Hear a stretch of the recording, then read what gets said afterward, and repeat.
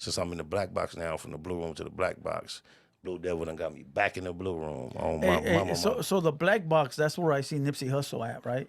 Man, neighborhood Nip the Crip, cause y'all don't know, on these walls in here, you don't see number Tupac and Nipsey, multiple photos. Y'all can't see it. But yeah, neighborhood Nip, he came to the black box, cause the reason why I chose to stuck with the black box as a brand, to be honest, the reason why I became the black box initially was totally unintentional. The reason why the walls got painted black was because of a totally random reason.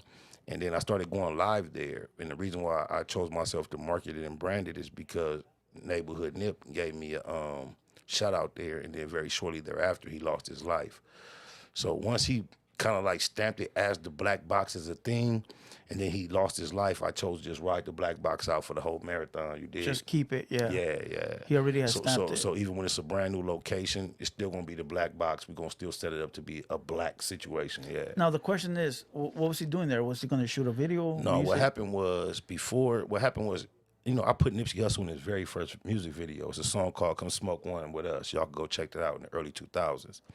And then shortly thereafter, I had went on a hiatus from the game and not fucked with it at all. And he was grinding, rising to his level of success that he once achieved. And throughout that 7 to 10 year gap that I had took, when I fell back in the game and started tapping in with him, he was popping. Yeah. And he embraced me, and we started politicking together. But just so happened that moment, shout out to Puto, my nigga Puto from Great Street Wise. Ooh, everybody know. 1, 2, 3 up top. But anyway, he introduced me to Nipsey like in 02. I met him. And so that's why I was able and fortunate enough to have him in my studio in the Blue Room, and we was able to do the song Come Smoke One With Us back in the day, and So Fly. So when his shit got to popping hard, like right before he passed, while he was preparing the victory lap and all that, and we reunited, and he was keeping me in his company, you got to keep me on track. What question was I trying to answer, Blue Devil? Shit, I'm worse than you, homie. Right, so no, you was the reason why he was there at the black box. Bam. So he had been to the black box once before. Because all right, keep me on track. I'm gonna just keep it hood. Fuck it. On God, I remember one time because I was the first time he came to the black box, it was through us having a conversation on text message, and I was trying to hold him accountable for something, and he just so happened to ask me where I was at. And he was in Watts. I was in Compton. And then he was like, I'm going to pull up. He pulled up. We talked about it. It's the first time he came to the black box. But the second instance, I wasn't in the black box. I was ducked off in the hotel room some miles away doing my thing. And Puto happened to be post a picture with Rick Ross, the rapper. The rapper. In the big studio. Miami. Yeah, Miami, the dude. So I'm like, damn. And then he posted a picture like with Nipsey as well. So I called Puto, or I text Nipsey, one of the other. I don't know which I did first, but I called Tupac, I called Puto, and I also text Nipsey, and I sent them a link to my, I sent them a clip of my Wake and Bake intro with all the people saying my name. Yeah. And I sent it to Nipsey. For your YouTube. Yeah, for YouTube. Yeah. So I sent it to Nipsey. He was like, I need a drop for this right here. He was like, for sure, SBI. And then some hours later, he texted me, or some days later, he texted me back and was like, hey, send me that thing again, giving me the indication he was really finna knock it out. Oh, so shit. When I saw Puto and Rick Ross on the SSL board, I knew they was at the studio somewhere out in Hollywood. In my mind, Puto was finna get the drop from Nipsey from me out there at that big studio. Okay. That's all I thought. Like I told you, I was out of town in the hotel room. When I got back to town, I'm kind of anxious, like, cuz, you got the drop? He like, yeah, I got it. I'm like, where it's at? He said, I left it in your studio on the camera. I'm thinking still I'm finna see dude out at that big studio somewhere. I was so surprised when I looked at it. And so I didn't even know he was there that time. So he was at your studio without you being there? Without me being there. There you go. Yeah. Fuck. Neighborhood Nip the Crip, love you, cuz. Hey, so you said you know him since 2001. Like 2002, 3, yeah. That was when you were still with Death Row, right? It was right after Death Row. So the person who introduced me to him, he and I worked in a phone booth in Watts on Compton Avenue and 103rd, similar to the I got the hookup shit. It was during the Boost Mobile days. Okay. And with Master P. Yeah. Okay. And my best friend to this day became my best friend back in those days. And I realized he was a producer after we got to working in the spot together. We talked about the industry. He had no idea of my Death Row experience. And what I Nipsey, did, right? no, Puto. Okay. He just my best friend. He's Okay, from Grape. And got at you. that time, we just became best friends. We became co-workers in the shopping center in a little I Got the Hookup type booth. Okay. And me hearing him talk about his aspiration with hip hop, he make beats and shit like that. It's a nigga who got like records with O.T. Greedo, Nipsey Hussle, what's your boy name from Broadway, Perico. G. Perico. He got records with them from way back, like Puto, like niggas know who my little Loki is, right? So what happened was, dang, see, I did it again. I forgot the story. I be trying to give a detail. Shit, fuck. Puto Nipsey, something about Puto and Nipsey. No, how you met Nipsey in 01? Oh yeah, so early. So I met him initially. Me and Puto working in the phone booth and all that. It was just a time where neither Puto or myself had a vehicle. We needed a ride, and he like, my boy Ermi is gonna pull up. And I remember Nipsey had a white Aurora at the time. I wasn't introduced to him as Nipsey. He was Ermias. Oh, that's what I was trying to tell you. Puto had became my partner, my best friend, and we used to work in this phone booth today. And I remember one day I was in the very first issue of King magazine. Okay. And I had been with this nigga for some months and not told him nothing about what I had been through. And I remember just one day bringing the magazine to work and just putting it on the motherfucking counter and letting him go first page, the second page, the third page. Yeah. And just let him see it for himself and how that shit happened. So during that period of time, he introduced me to Nipsey. And then once it turned into the G Unit shit, I remember Puto telling me, hey, you remember my boy Ermias? He really doing his rap shit? Woo, woo, woo. And then that's when me and Nipsey reconnected, and I was able to invite him to the Blue Room. And the first time he came to the Blue Room, we did 2 records that night. Shout out to my homie So Baby Seven. you got records out with Nipsey? I was fortunate and blessed enough to have 3 records. Oh, shit. 2 before he was big, and then like a couple weeks before he passed, the biggest one he gave me called Count on You. Now that one, well, he was already big, right? Yes. He didn't charge you for that? Listen to me, I had a deal with Cleopatra Records. Okay. And we were putting a project together, and they were telling me what they were interested in was features. They were willing to pay for features. At the same time, Nipsey gave me a record, right? So I called Nipsey one day. I'm like, I want a lump in my throat, nervous. I'm like, I think I might could maybe get a check from these white boys for this check for this record, bro. I'm like, maybe you think that if they do cut the check, bro, you could give me like half or like maybe some or a percentage of the money. Yeah. Before I get out my mouth, he was like, I want no money SPI. I'm like, that's what he said. Neighborhood. He like, on my mind, he like, also my next thing was like, what if they like just want to make what they want to pay you direct? I swear to God, before I get out my mouth, his response was, they cut me a check, I cut you a check.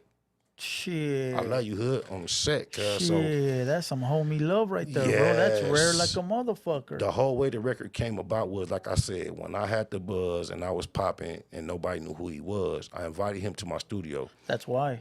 We did 2 records that night, and we did a video to one.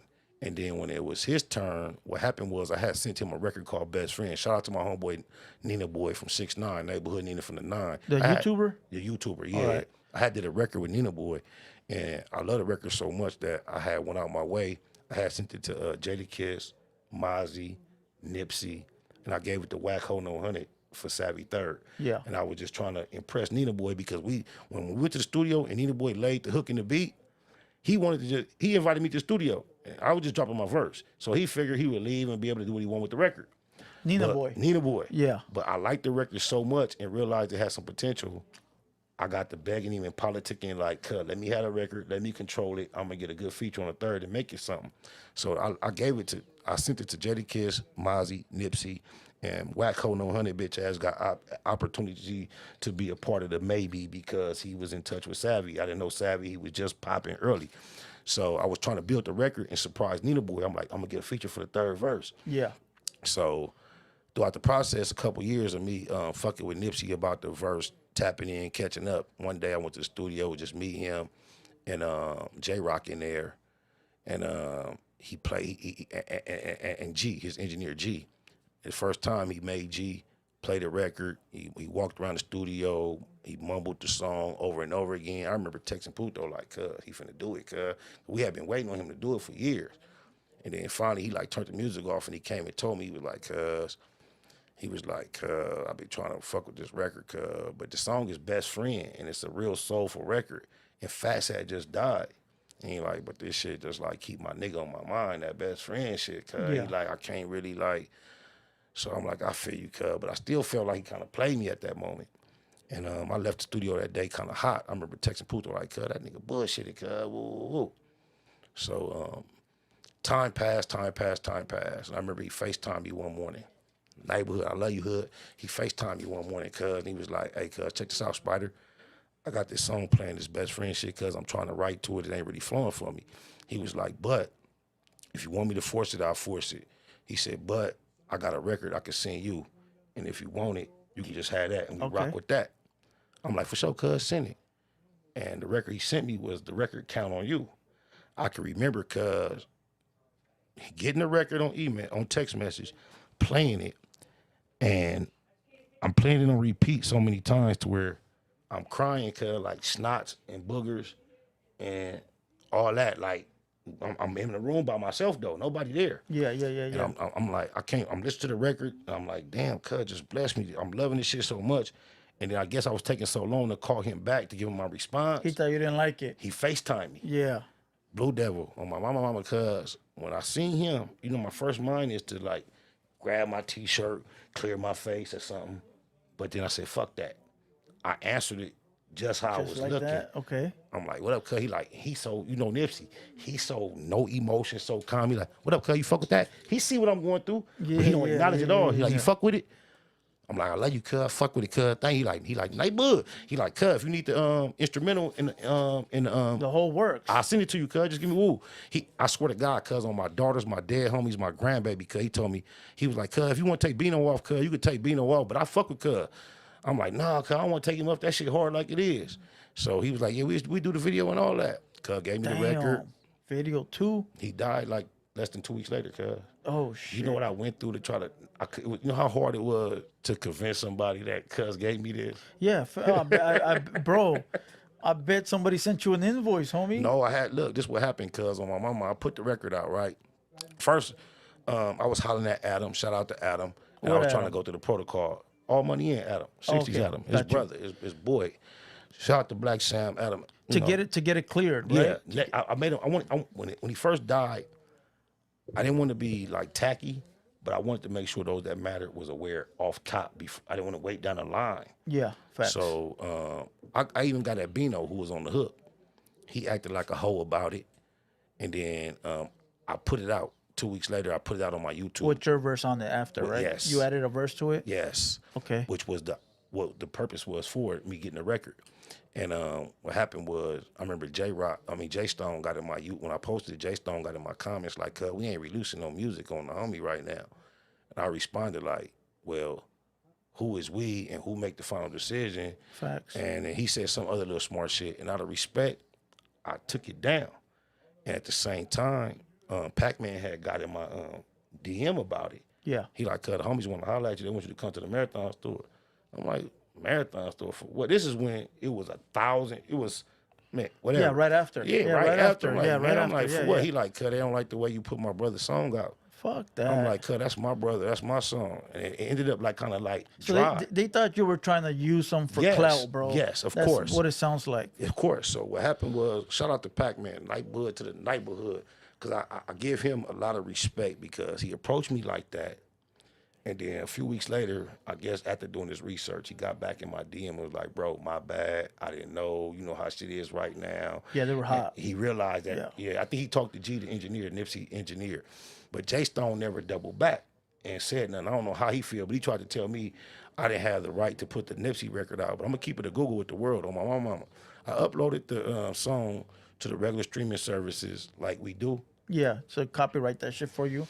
Bro. What happened? Cause 5 days, that shit ran up so much money, bro, that I've never seen in my life. And somebody, somewhere, they put a cease on my shit.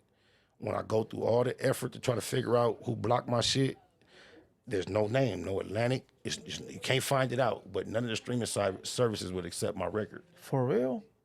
To this day still? I haven't tried it since then. I kind of like just let it be. The bread got stuck?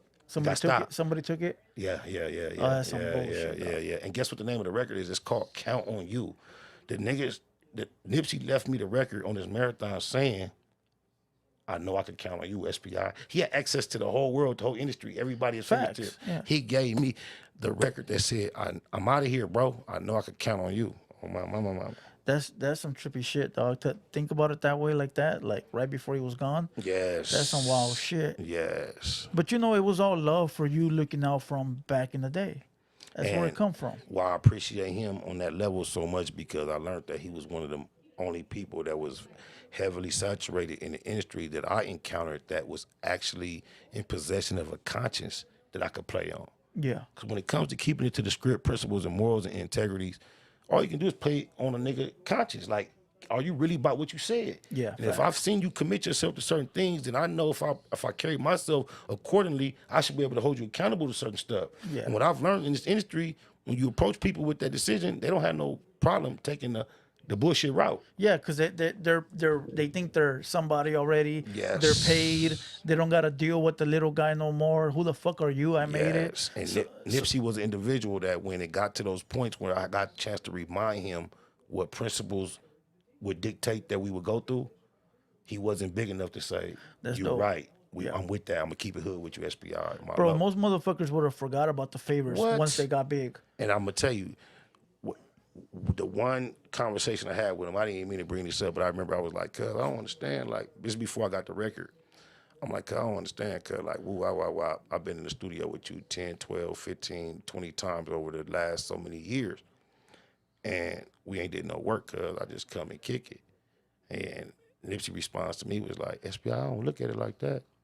He was like, "The way I look at it, you always had your doors open for me, and my doors always be open for you." Yeah. And he was saying that under the sense that I had been to, like I said, multiple sessions that were kind of exclusive that he would allow me to come and just kick it. Yeah. And he was making a point, and my response was, "Yeah, cuz I feel you, cuz, but when you came to my studio, not only was the studio door open, the booth door was open." And that was like where the conversation kind of left. He kind of like, "You right." And then that kind of got our conversation onto another direction where it led. But that was just one of the moments that we had where we weren't necessarily agreeing with each other and got past the moment of what we was talking about, that what the dynamic was. Yeah. Yeah, so. Rest in peace, Nipsey Hussle, bro. Man, the Keyway Cries, love you, bro. Oh, mama. Night bud.